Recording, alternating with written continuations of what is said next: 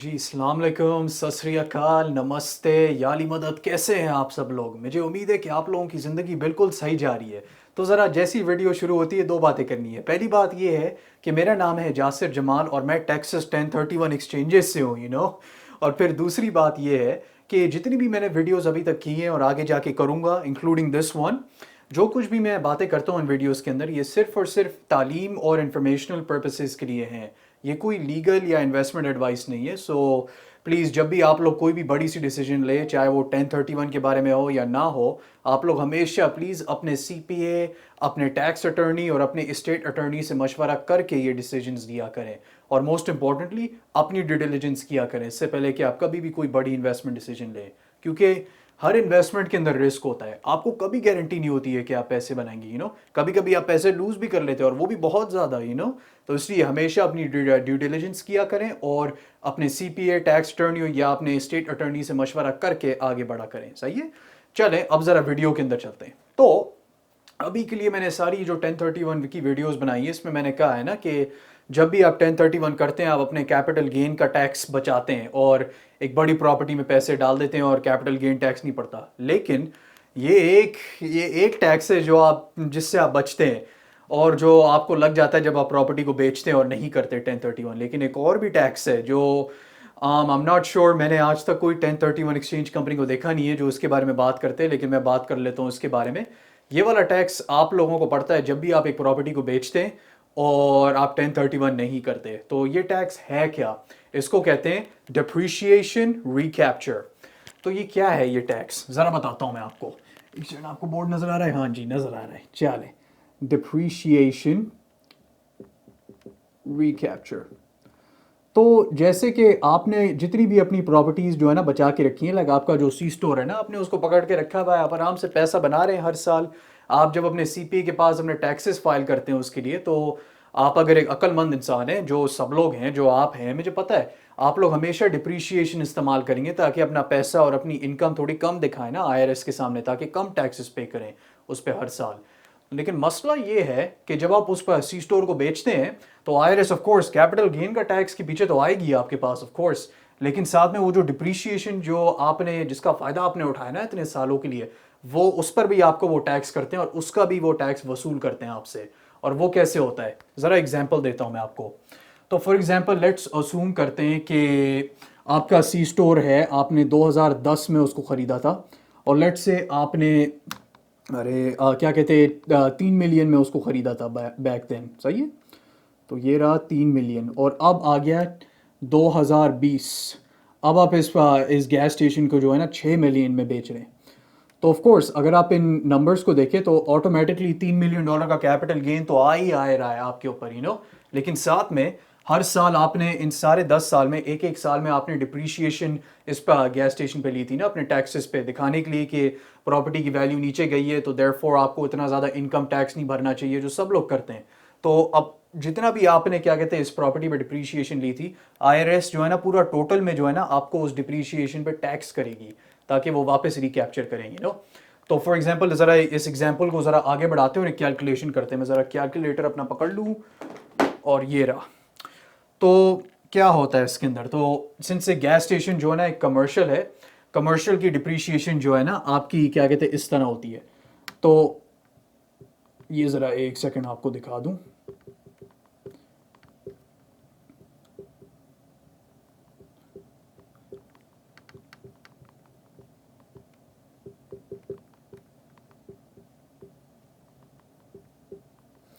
तो जब आप अपनी डिप्रिशिएशन हर साल कैलकुलेट करते हैं ना अपनी प्रॉपर्टी के लिए, तो वो इन सालों पे डिपेंड करती है। अगर एक रेजिडेंशियल प्रॉपर्टी है तो उसकी डिप्रिशिएशन जो है ना 27.5 ईयर्स से डिवाइड होती है और फिर कैलकुलेट होती है। लेकिन ये गैस स्टेशन है ना, तो गैस स्टेशन कमर्शियल होता है, तो उसको जो है ना हम 39 ईयर्स से डिवाइड करके कैलकुलेट करेंगे कि कितना है, कितनी डिप्रिशिएशन आप इस्तेमाल कर सकते हैं। तो ज़रा आप डिप्रिशिएशन को ज़रा कैलकुलेट करते हैं और बताते हैं क्या है। चलें, तो लेट्स से ये 3 मिलियन डॉलर की है ये प्रॉपर्टी आपकी। तो ऑफ कोर्स 3 मिलियन को हम जो है ना वो 39 ईयर्स से डिवाइड करेंगे। 39 ईयर्स जो अभी मैंने आपको बताया कमर्शियल प्रॉपर्टी के लिए है, डिवाइडेड बाय 39 ईयर्स। इसका रिजल्ट क्या निकलता है अभी चेक करते हैं। 3 मिलियन डिवाइडेड बाय 39, ये निकलता है 76,923 और 7 सेंट्स। ये है आपकी डिप्रिशिएशन जो आप हर साल अपनी इस प्रॉपर्टी पे इन सारे 10 साल में लगाए जा रहे थे। हर साल लाइक 2011 में आपने इतनी डिप्रिशिएशन ली, 2012 में इतनी ली आपने, और अब पूरा 2020 पे जब आप इस प्रॉपर्टी को बेचने वाले हैं आपने इतनी डिप्रिशिएशन ली है। तो पूरी हर साल आपने इतनी ली है, तो अब टोटल डिप्रिशिएशन कितनी निकली? बस आपने 10 साल तक ये प्रॉपर्टी पकड़ के रखी थी ना, तो 10 साल जो है ना, 10 साल से इस नंबर को मल्टीप्लाई करेंगे तो क्या निकलता है इसका नतीजा? अभी चेक करते हैं। मल्टीप्लाइड बाय 10 क्या निकला? बस ये लें 769 230। एक सेकंड ज़रा कंफर्म कर लूँ, ज़रा मेरी मैथ थोड़ी सी कमज़ोर है, लेकिन फिर भी इसके लिए टूल्स होते हैं ये सब कुछ करने के लिए, तो ज़रा कंफर्म कर लेते हैं कितनी है। हाँ, और 70 सेंट्स। तो ये रही आपकी टोटल डिप्रिशिएशन।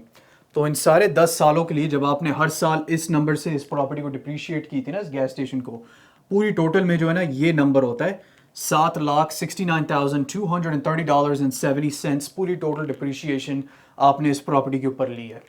तो अब क्या होता है? तो अब आपका कैपिटल गेन जो है ना, जो आईआरएस आपको टैक्स करी, थोड़ा आपका टैक्स बिल बढ़ता है उससे, क्योंकि ये पूरी टोटल डिप्रिशिएशन आपने आईआरएस को दिखाई है इन सारे 10 साल के अंदर। तो अब आईआरएस के सामने ये प्रॉपर्टी $3 मिलियन की वर्थ नहीं है। आईआरएस के सामने अब ये प्रॉपर्टी जो है ना इतने की वर्थ है। तो ये 3 मिलियन को आप सब्ट्रैक्ट करें इस 7 लाख से, और इसका क्या नतीजा निकलता है अभी बताते हैं आपको।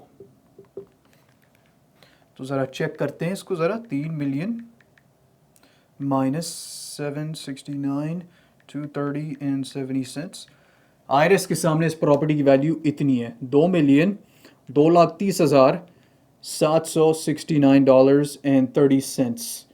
ये है वैल्यू आईआरएस के सामने। तो अब ये क्या करता है? अब ये ऑटोमेटिकली आपका टैक्स बिल ऐसे बढ़ाती है, क्योंकि आईआरएस के सामने अब ये प्रॉपर्टी जो है ना 2.2 मिलियन के वर्थ पे है, लेकिन अब आप इसको 6 मिलियन में बेच रहे हैं। तो अब आईआरएस के सामने आपका कैपिटल गेन जो है ना इतना निकलेगा अब, जिस पे आपको वो टैक्स करेंगे। तो ये निकला यहाँ पर, और इसका नतीजा क्या है अभी बताते।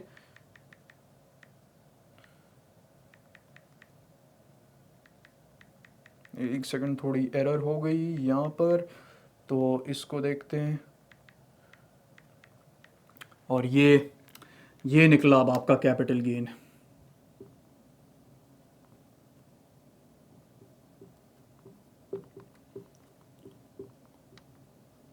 ये निकला आपका कैपिटल गेन। तो पहले जब आप इस प्रॉपर्टी को बेच रहे थे ना, तो ये 3 मिलियन से 6 मिलियन में आप इसको बेच रहे थे ना, तो बस 3 मिलियन का कैपिटल गेन निकल रहा था और उस पर आपका टैक्स बिल आ जाना था। लेकिन जब आपने इस प्रॉपर्टी पे डिप्रिशिएशन इतने सालों से जो ली थी और वो इस नंबर पे, तो पूरी टोटल डिप्रिशिएशन पूरे 10 सालों में इतनी आ गई, तो अब आईआरएस जो है ना इस नंबर पे आपको टैक्स करेगी। और ये कैसे टैक्स होगा? तो ऑफ कोर्स आपका ये जो क्या कहते हैं, ये जो $3 मिलियन जो आपके कैपिटल गेन के थे, वो जो है ना आराम से आपका जो 3 मिलियन है वो आराम से आईआरएस आपको इस टैक्स ब्रैकेट के मुताबिक क्या आपको टैक्स करेगी। और ये कितना होगा? तो ये ज़रा सेपरेट कर देते हैं नंबर्स को ज़रा, ताकि एग्जांपल के लिए आपको दिखाऊं। तो ये 3 मिलियन का कैपिटल गेन आईआरएस जो है ना आपको इन रेट्स पे चार्ज करेगी। ये long term capital gain tax rates है, जो मैं अभी अपनी नेक्स्ट वीडियो में आप लोगों को डिटेल में समझाऊंगा।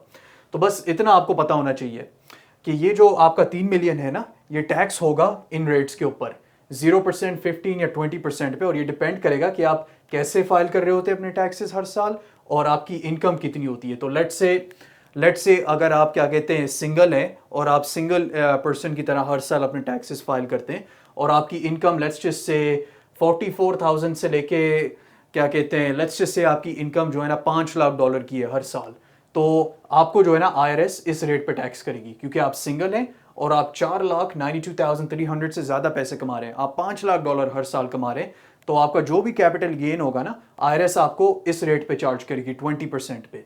तो लाइक फॉर एग्जांपल, अगर आप अपनी बीवी के साथ या अपने हस्बैंड के साथ अपने टैक्सेस फाइल कर रहे हैं, तो फिर आप दोनों की कंबाइंड इनकम आईआरएस देखेगी, और अगर आपकी कंबाइंड इनकम 5 लाख है हर साल, तो आईआरएस आपको, आप इस रेंज में जाएंगे ना, इस रेंज में, और आईआरएस आपको 15% चार्ज करेगी अपने इस कैपिटल गेन पे। लेकिन इस मिसाइल के तौर पे हम कह देते हैं कि आप सिंगल हैं और आप $5 लाख हर साल कमाते हैं, और आईआरएस आपको इस रेट पे चार्ज करेगी आराम से, तो 20% पे चार्ज करेगी। आपका ये जो $3 मिलियन जो है ना ये 20% के रेट पे टैक्स होंगे।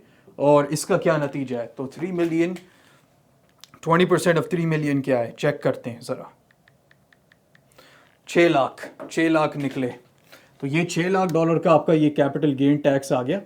और अब ये डिप्रीशिएशन को ज़रा चेक करते हैं, ये कितने पे टैक्स होगी। तो ये जो डिप्रीशिएशन जो है ना, ये मैक्सिमम जो है ना 25% पे टैक्स हो सकती है। ये मैक्सिमम रेट है, आईआरएस कभी 25% से ज़्यादा नहीं जा सकती। तो क्या होता है फिर, ये आईआरएस जो है ना आपकी इसी तरह इनकम लेवल पे टैक्स करती है, लेकिन आपके जो regular ordinary federal income taxes जो होते हैं ना हर साल, ये वाले टैक्सेस तो लॉन्ग टर्म कैपिटल गेन के हैं, लेकिन जो हर साल आपके जो इनकम टैक्सेस होते हैं ना, वो वाले अनफॉर्चुनेटली रेट्स नहीं है मेरे पास यहाँ पर। लेकिन जो टैक्स ब्रैकेट में आप फॉल करते हैं, आईआरएस उस रेट के मुताबिक आपको इस पे टैक्स करेगी। तो उसका मतलब क्या है? तो लेट्स से अगर आप क्या कहते हैं एक इनकम बना रहे जिसपे आईआरएस जो है ना आपके फेडरल इनकम टैक्सेस को 12% पे टैक्स करती है, तो अगर आप 12% के टैक्स ब्रैकेट पे हैं तो आईआरएस जो है ना इस डिप्रीशिएशन को 12% पे टैक्स करेगी, और अगर आप 20% वाले टैक्स ब्रैकेट में तो 20% पे टैक्स करेंगे।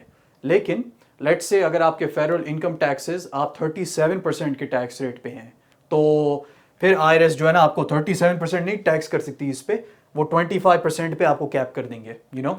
अगर आपके 25% से बिलो वाले टैक्स ब्रैकेट में है तो आईआरएस आपको उसी टैक्स ब्रैकेट के रेट पे आपको टैक्स करेगी। लेकिन अगर आप इस 25% से ऊपर हैं, 37% या 30% के टैक्स ब्रैकेट में, तो आईआरएस आपको बस इस डिप्रीशिएशन पे 25% टैक्स करेगी। तो हमारे इस एग्जाम्पल में मैंने बताया था ना कि आप सिंगल है और आप अपने टैक्सेस फाइल सिंगल ही करते हैं और आप $5 लाख से ज़्यादा कमा रहे हैं, तो अगर ऐसी बात है आपका कैपिटल गेन इधर आ गया, अगर ऐसी बात है तो आपका जो टैक्स पड़ेगा ना इस पे, अगर आप $5 लाख हर साल कमा रहे हैं, आप मोस्ट लाइकली 37% के टैक्स ब्रैकेट में होंगे। तो आईआरएस जो है ना 37% नहीं कर सकती, 25% मैक्स पे जा सकती है। तो इस पे इस डिप्रीशिएशन पे आईआरएस आपको 25% टैक्स करेगी। और इसका क्या नतीजा निकलेगा अभी बताते हैं। 769, 230 and 70 cents times 25, ये निकला 1,92,067। तो ये टोटल जो है ना आपकी ये टैक्स बिल निकलेगा आपका, क्या है ये, प्लस 600,000 792, तो आपका टोटल टैक्स बिल इतना निकलेगा इसके ऊपर। तो अब आपने देखा आराम से आपका कैपिटल गेन, अगर आप 1031 नहीं करते, आराम से आपका कैपिटल गेन 3 मिलियन का होता, आप $6 लाख टैक्सेस में भरते, जो फिर भी बहुत ज़्यादा है। लेकिन जब आपने डिप्रीशिएशन इस पे क्या कहते की थी ना अपने गैस स्टेशन पे, जो सब लोग करते हैं, तो उसकी वजह से आपका टैक्स बिल ऊपर चला गया। और अब आप जो है ना पूरे टैक्सेस में जो है ना, अगर आप इस प्रॉपर्टी को बेचेंगे, वो 3 लाख में खरीदा और 10 साल बाद 6 लाख में आपने इसको बेचा, आपका टैक्स बिल मोस्ट लाइकली इतना निकलेगा, 7,92,307.67 इतने सारे टैक्सेस आपके निकलेंगे। लेकिन ये एक चीज़ है, एक और टैक्स मैं आपको बताना चाह रहा हूँ, ये जो नेट इन्वेस्टमेंट इनकम टैक्स जो है ना 3.8% का, ये भी आपको लग सकता है। और ये कैसे लगेगा?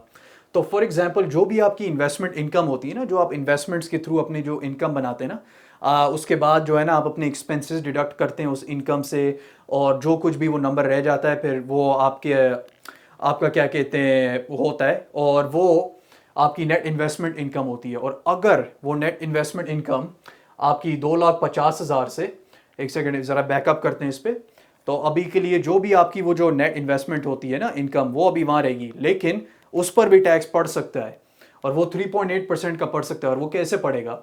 अगर आप सिंगल हैं और हेड ऑफ हाउस होल्ड है और आप $2 लाख से ज़्यादा आपकी वो नेट इन्वेस्टमेंट इनकम निकली, तो आपको ये 3.8% का टैक्स साथ में लगेगा। और अगर आप मैरिड हैं और आप जॉइंटली फाइल कर रहे होते हैं, तो ये नंबर 2,50,000 पे होता है। तो अगर आपकी नेट इन्वेस्टमेंट इनकम 2,50,000 से ज़्यादा निकलेगी, 3.8% का टैक्स पड़ेगा उस पर। और फिर ऑफ कोर्स अगर आप शादीशुदा हैं और आप सेपरेटली फाइल करते हैं अपनी बीवी या अपने शौहर के साथ नहीं, तो वो नंबर जो है ना 1,25,000 पे चला जाता है। उससे अगर ऊपर हुआ तो आपकी उस नेट इन्वेस्टमेंट इनकम पे ये 3.8% का टैक्स पड़ेगा उस पर।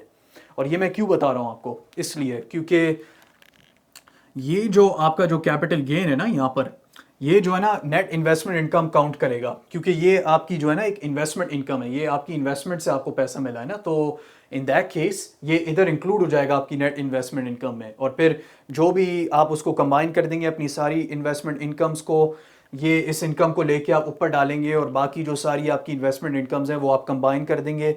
उसके बाद जो एक्सपेंसेस उन सारों के साथ एसोसिएटेड होती हैं वो आप डिडक्ट करते हैं, और फिर ऑफ कोर्स इन नंबर्स से अगर ज़्यादा निकला तो आपको फिर साथ में 3.8% का टैक्स पड़ेगा आपके ऊपर।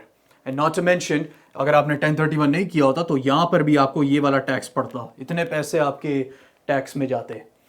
तो अब आई नो ये बहुत सारी इन्फॉर्मेशन थी और ये थोड़ी सी कन्फ्यूजन हो सकती है, लेकिन बस बॉटम लाइन ये है, ये जो आपको कैपिटल गेन का टैक्स पड़ता है, और अगर आपने डिप्रिशिएशन का फ़ायदा उठाया था जब आपने प्रॉपर्टी को ओन किया था, आपको डिप्रिशिएशन रिकैप्चर वाला टैक्स भी पड़ता है आपके ऊपर, और उसकी वजह से आपका टैक्स बिल ऊपर चला जाता है। तो आप कैसे बचाते हैं इसको? आप अगर आप 1031 करें तो आपका कैपिटल गेन का टैक्स डिफर हो जाता है, और साथ में ये डिप्रिशिएशन रिकैप्चर वाला जो टैक्स है वो भी डिफर हो जाता है, उसकी भी कोई वरी करने की जरूरत नहीं होती। तो बस आई नो ये वीडियो बहुत ही लंबी थी और इसमें कन्फ्यूजन आई एम श्योर बहुत ज़्यादा होगा शायद आप लोगों को, लेकिन एज ऑलवेज अगर आप लोगों को सवाल हैं इस टॉपिक के बारे में, प्लीज़ आप मुझे रीच आउट कर लें। मेरी वेबसाइट की लिंक यही डिस्क्रिप्शन में है, मैं एक सेकंड देख लूँ, हाँ यही है। तो आप लोग प्लीज़ मुझे रीच आउट कर लें, मैं आपके सवाल का जवाब ज़रूर दूंगा। उतने तक मैं आप लोगों को इंशाल्लाह दूसरी वीडियो में देखूंगा। तो उतने तक अस्सलाम वालेकुम, सत श्री अकाल, नमस्ते और याली मदद।